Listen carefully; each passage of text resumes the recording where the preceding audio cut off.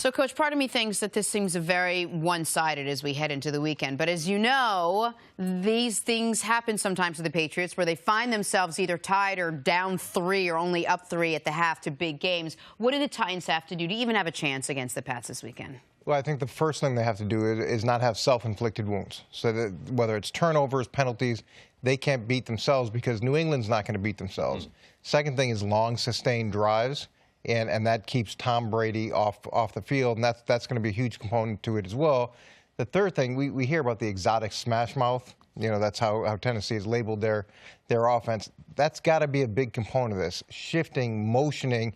It's a rule-based defense in New England. So if we can see some of what we saw in the beginning of the season from New England, whether there was confusion in the secondary, plays were created because they couldn't quite get the adjustment down. And teams have actually gone away from that with New England, and they shouldn't. It's a rule-based defense. Force them to communicate. Get them out of their game plan to stop the Titans. That to me, is the next phase. And then I'd also like to see them incorporate some no-huddle because that simplifies things and puts the pressure on them as well. And the last point I'd say is we're talking about experience versus lack of experience with Tom Brady and Marcus Mariota. Don't forget Dick LeBeau. He's got 45 consecutive years of coaching experience. There's as much experience as you can possibly want from his perspective dealing with Tom. You said no huddle. That doesn't necessarily mean go fast, though, right? It just means don't let them substitute, right? Do you mean no huddle and snap it quick, or no huddle and then also bleed the clock so you have less time with Tom Brady on the field? No, the most effective way is really the Peyton Manning way, where you give the illusion that you're going fast, right, but you're not. So the defense has to get set. They have to make their calls. You get up there, you gather information. It simplifies what they can do. It eliminates substitutions, and then you are able to gather information, and it changes the tempo of the game. So those things, to me, is the way that Tennessee has to go. What Coach is giving you is a great point, is that when teams are in no huddle, if he's calling the defenses, there's less variances, less coverages, there's less things he's going to go to because they have less time to adjust. It's not like he couldn't, but they can't play fast if they can't get the signals called. So it's a huge advantage, even on the road, no huddle. From a strategy standpoint, substitutions is one thing, but then their inability to be able to play the different coverages that they play, that's what I think is the huge advantage to Tennessee going in this game. And isn't it also... doesn't that also kind of help them get out to a quicker start? I mean, we saw their last couple of big games. I mean, last year in the Super Bowl where they were at halftime against the Falcons 2 weeks ago. I mean, they seem to have this issue with being able to get a first-half jolt and a first-half boost, and then they find their way. They have to overcompensate and then come out big and strong in the second half. Does the no-huddle help them get out to that quicker start? Well, the no-huddle in general, to me, is always a problem defensively, for the reasons that we talked about, but where it helps you so much offensively is that gathering information and putting the pressure back on the other side. And also, it gives your team, it does give you a little bit of a jolt. Now, what you got to be careful of, from Tennessee's perspective, is we want long, sustained drives. Get first downs. So even though you're giving that illusion of, hey, we're going to snap the ball, you want to use that entire play clock. Yeah.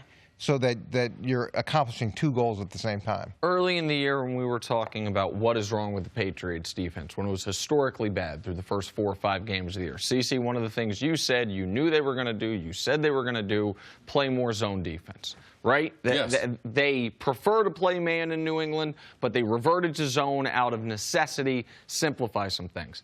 Against the Titans, because of who their quarterback is, because you don't want to play as much man-to-man with a mobile quarterback, if I have that right, because the corners' backs are to them, they're going to have to play a lot of zone defense, correct? Would you agree? Because Mariota, one of the things Cece's made the point is if you're in man-to-man, cornerbacks, their backs are to the quarterback, and if he doesn't have a spy on him, he can get loose. Yeah, that's true, but a lot of that comes back to lane discipline by the pass rush. Mush rush. Yes. They can blitz, but keying on the quarterback. Yeah, so you'll see a lot of teams where they rush the defensive ends up the field and they're past the quarterback. it affects nobody and creates these huge rushing lanes where if you have disciplined, consistent rush lanes, and when you get to the point where you're at the quarterback, that's where you come back in and you create these walls outside and these pressure points inside, you can play whatever you want. Okay. But those guys up front have to hold up their end of the bargain. Yeah, and I believe New England will do a combination of both. When you have an athletic quarterback, also, if you only rush 3 or 4, there's always a running lane for him. So do you sit back in zone?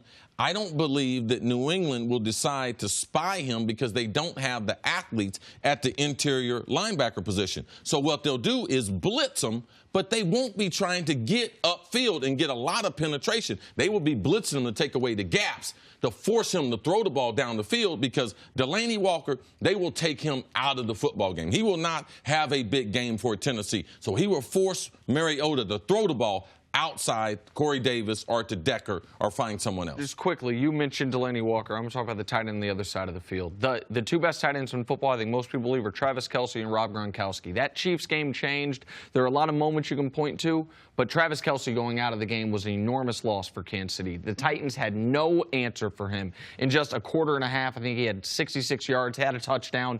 How much can the Patriots learn from what Kelce did? And flip side, how much can the Titans say, we couldn't guard that, how are we going to guard Gronk, who is the best tight end in the world? Yeah, I don't think New England's necessarily going to go back and look at the way the other team did it with their tight end. But having a good tight end changes everything because it puts so much pressure on the middle of the defense. It puts pressure on the safeties. It puts pressure on the linebackers.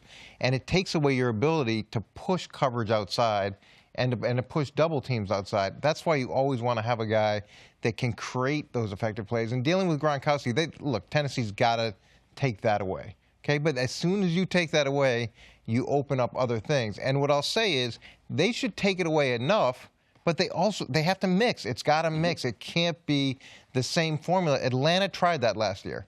Give them the same formula throughout the whole game, and they catch up. And when they catch up, it's over.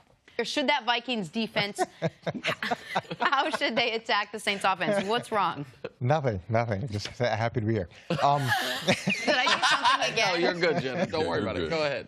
Looking back, the thing that I always forget when I watch the Vikings is they've got 3 #1 draft picks in the secondary. And I think everybody forgets that. And very few teams have that ability to match up not only outside with their corners, but also match up with a safety that can cover. Now, Minnesota was fairly, not vanilla, but they didn't have as much exotic defense as they typically do, as I was used to seeing.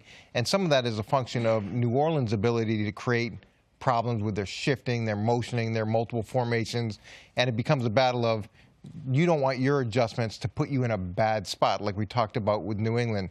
I do think, though, that Minnesota, because of where New Orleans is and how balanced they are now, they're going to have to do some things to get Drew Brees thinking, to get this offense on their heels. So I would anticipate them playing or pressuring more than they did in week 1. And their linebackers, too. Both those guys. Barr?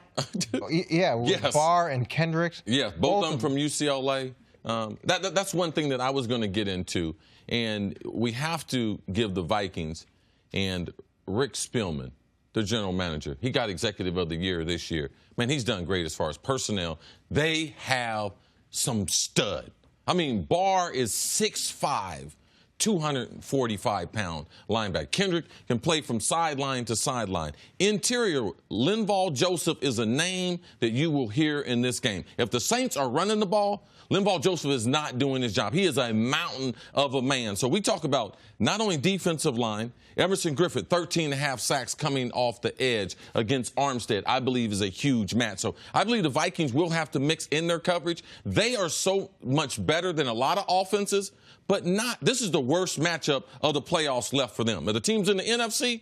This is like the NFC Championship for them. If you get Atlanta, if they have to come to Minnesota next week, Philadelphia without their starting quarterback, this is the game that presents the amount of problems. So I believe they will be more exotic. I will believe they will blitz more. I will believe they will play more man-to-man coverage because of that first meeting and realizing now what New Orleans is trying to do, they're fairly clear as far as their attack. And that first game, it's hard to get a sample size what type of team. This is a different team than week number 1. New Orleans is coming into U.S. Bank Stadium. I did think one of the things that New Orleans did well is they'd get in slot formation so they'd have both receivers on the same side, and that often put the wide receiver on the safety in man-to-man coverage. You don't want a lot of that going into this game because that matchup, regardless of how good your safety is, typically the matchup isn't what you want. New Orleans ran a lot of empty last time they played, and that gave them some matchup advantages as well, but it's a function of can they hold up against the front. So every time you go into empty, you may get some really positive things outside in terms of the one-on-ones, but it's whether or not you can get the ball off. And to me, I'm not sure how that's going to play out. Right, and another thing in the game to watch is Andrus Peat, the left guard, was injured, broke his shin last week's game. So if you do go empty, every guy on the line, for the most part, is going one-on-one, which makes Drew Brees more susceptible to a rush. I'm glad you brought up the GM of the Vikings, Rick Spielman, because a lot of teams decide we are going to have a plan in the draft over a course of 4 or 5 years. We are going to upgrade this side of the ball, first-round pick, second-round pick, year after year.